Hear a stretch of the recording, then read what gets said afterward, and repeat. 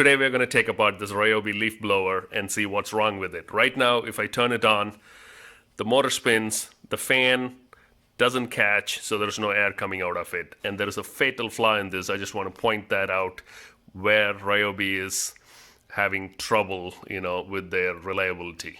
And let's get on it and let's take it apart. All right, we disassembled it to the part where we can run it and see what's going on from the inside angle.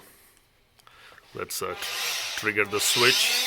As you can see, the motor is running fine, the switch is fine, the battery is fine, except the fan is not spinning. But you did see that briefly spin, which means it's not having enough grip to turn. So there's something wrong between the connection on the fan and the motor. So let's disassemble more. Once you take this apart, you do see the output shaft here.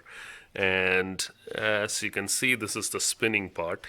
This is the only spinning part, and it spins fine. So from the motor till the output shaft, it's spinning fine. But right at this joint is where the problem seems to occur. If you notice here, this is the weak point where the female output shaft has a plastic coupling which then connects to the fan shaft. So what's happening here is this plastic little square shaped plastic that's supposed to keep that shaft tight has expanded, and now the shaft is running without much friction in it. So it's slipping, which causing the fan to slip and lose torque, and so the air is not blowing at that point. So how do we fix it? You need to either replace this part, which I don't know if it's available or not. The other option is to epoxy this area, and so that round shape in that plastic becomes square again with enough material around that shaft. And that is the problem with Ryobi. This is not the first tool that this has happened to me. Had this in the jigsaw as well. They put the main connection in plastic. It somehow wears out over time, within a year or two, and the entire device is useless at that point because that main connection is messed up. And this is something that Ryobi needs to address. This is expensive equipment, and they should be putting metal piece for connectors from the output shaft to the fan.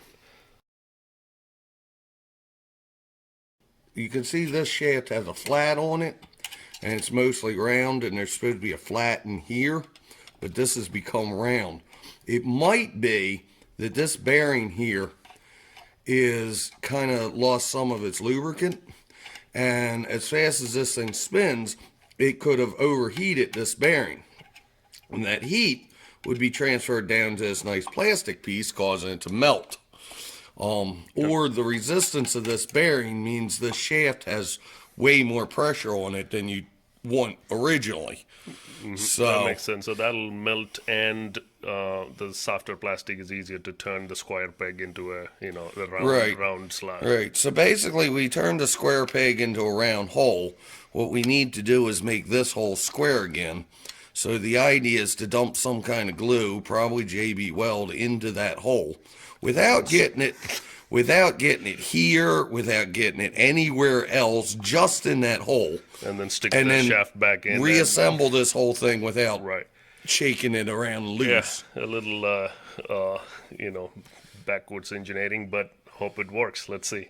We did that once that lasted for like 3 weeks. Okay. So we're trying a different kind of glue, and maybe it'll last a little longer. Absolutely. But because we did it once, that's why we think we can do it again. Right. And the last time we used Quick Steel brand. Quick Steel brand. So this it's time like a putty.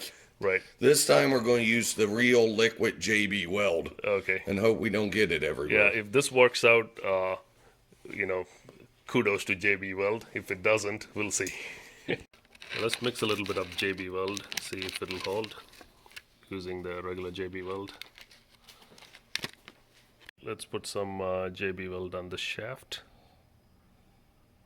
Just the end part of it, it'll squish out anyway.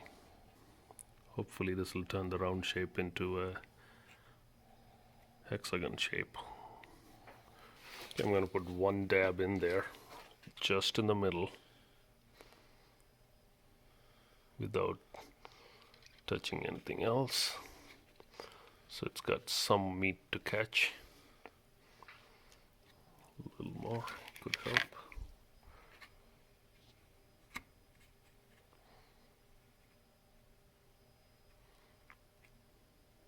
Okay.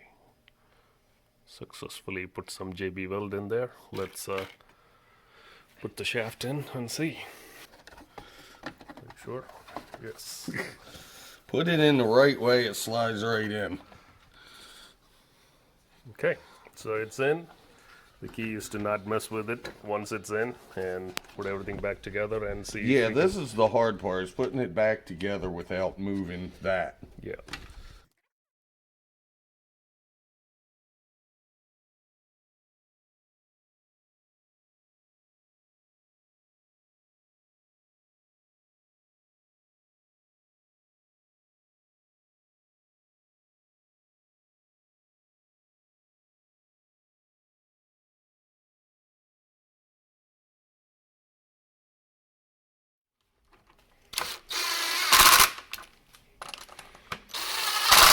Put all the screws with T15. Clunky. This in as tight as it goes, and then somehow push that in, and yeah, they line up. Let's get screws in there before it moves. The little screws.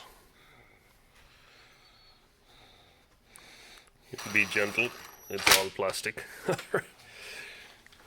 And then there's 2 more screws that go on this side. That's right. I don't have those screws. Awesome. All right, let's find and put everything back together and let it dry for a bit.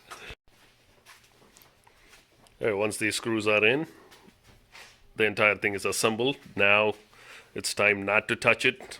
Put it somewhere vertical like this so that the even if the glue kind of leaks around, it's going straight into the shaft, and let it sit for a day, and then we can test it out.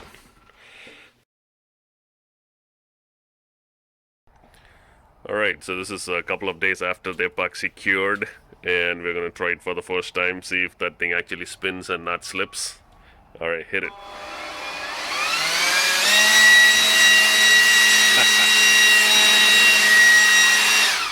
It does work. Now the question is, how long will it last? So we're going to keep using it, and we'll post it on the comment, when if this thing lasts a longer time, or is it gonna fail at some point. All right, see you in the next video.